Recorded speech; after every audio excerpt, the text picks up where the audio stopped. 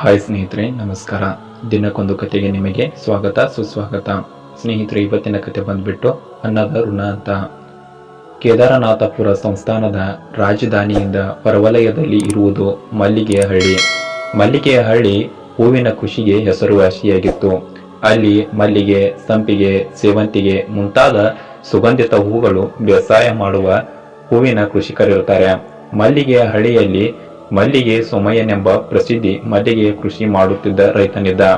ಅವನಿಗೆ ಸುಂದರಾಂಗಿ ಏಕಮಾತ್ರ ಕುವರಿ ಇದ್ದಳು. ಅವಳ ಹೆಸರು ಪುಷ್ಪಗಂಧಿನಿ. ಅವಳು ಬೆಳೆದ ಹೂಗಳನ್ನು ಮಾಲೆ ಕಟ್ಟಿ ಬುಟ್ಟಿಯಲ್ಲಿ ಹೊತ್ತುಕೊಂಡು ಹೋಗಿ ಕೇದಾರಪುರ ದೊರೆಯ ಅರಮನೆಗೆ ರಾಣಿ ಸಖಿಯರಿಗೆ, ನರ್ತಕಿಯರಿಗೆ ಮಾರಾಟ ಮಾಡ್ತಿದ್ದಳು. ತದನಂತರ ಊರಿನ ಕಾಳಿಕಾ ದೇವಿಯ ಗುಡಿಯ ಎದುರುಗಡೆ ವ್ಯಾಪಾರ ಮಾಡುತ್ತಿದ್ದಳು.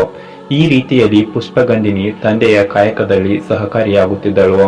ಹೀಗೊಂದು ದಿನ ಪುಷ್ಪಗಂಧಿನಿ ಹೂ ವ್ಯಾಪಾರ ಮಾಡುತ್ತಿರುವಾಗ ಅಲ್ಲಿ ಆಹಾರವಿಲ್ಲದೆ ಹಸಿವಿನಿಂದ ಬಳಲುತ್ತಿದ್ದ ಬಡಕಲು ಶರೀರದ ಗಂಡು ನಾಯಿ ಮರಿಯೊಂದಿ ಕಾಣಿಸಿತು.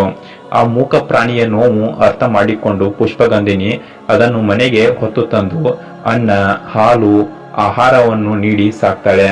ಚೆನ್ನಾಗಿ ಬುದ್ಧಿ ಕಲಿತ ನಾಯಿಗೆ ದಾಸು ಎಂದು ಹೆಸರಿಡ್ತಾಳೆ. ಪುಷ್ಪಗಂಧಿನಿ ಎಲ್ಲೇ ಹೊರಟರೂ ಅವಳ ಹಿಂಬಾಲಿಸಿ ಬರುತ್ತಿತ್ತು.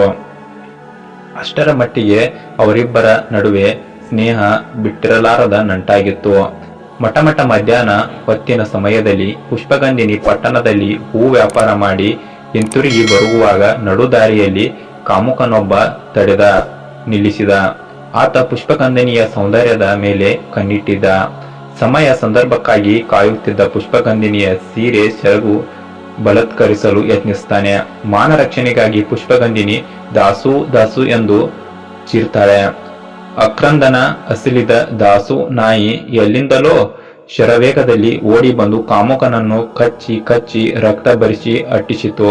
ಪುಷ್ಪಗಂಧಿನಿ ಕಣ್ಣೀರು ಹಾಕುತ್ತಾ, ಮೂಕ ಪ್ರಾಣಿಯಾದ ದಾಸು, ನಿನಗೆ ನಿಯತ್ತಿದೆ, ಅನ್ನದ ಋಣದ ಅರಿವಿದೆ. ಆದರೆ ಈ ಅಸುರಿ ಗುಣಗಳ ಕೆಲವು ಮನುಷ್ಯರ ಬಗ್ಗೆ ಅಸಹ್ಯ ಅನಿಸುತ್ತಿದೆ. ನೀನು ನನ್ನನ್ನು ಕಾಪಾಡಿದ ನಾರಾಯಣ ರೂಪಿ ಭಗವಂತ ಎನ್ನುತ್ತಾ ಮನೆ ಹಾದಿಯತ್ತ ನಡೆಯಲಾರಂಭಿಸಿದಳು. ದಾಸು ಬೆಂಗಾಲವಾಗಿ ಅವಳನ್ನು ಹಿಂಬಾಲಿಸಿತು. ಅವರ ಸ್ನೇಹ ಅಜರಾಮರವಾಗಿ ಉಳಿಯಿತು. ಸ್ನೇಹಿತರೆ, ಕತೆ ಇದಾಗಿತ್ತು. ಕತೆ ಇಷ್ಟ ಆದರೆ ಲೈಕ್ನ ಮಾಡಿ. ಇನ್ನೂ ಇಂತಹ ಹೆಚ್ಚಿನ ಕತೆಗಳಿಗಾಗಿ ನಮ್ಮ ಚಾನೆಲ್ನ ಸಬ್ಸ್ಕ್ರೈಬ್ ಮಾಡಿ. ಮತ್ತೆ ಮುಂದಿನ ಕಥೆಯಲ್ಲಿ ಸಿಗೋಣ. ನಮಸ್ಕಾರ.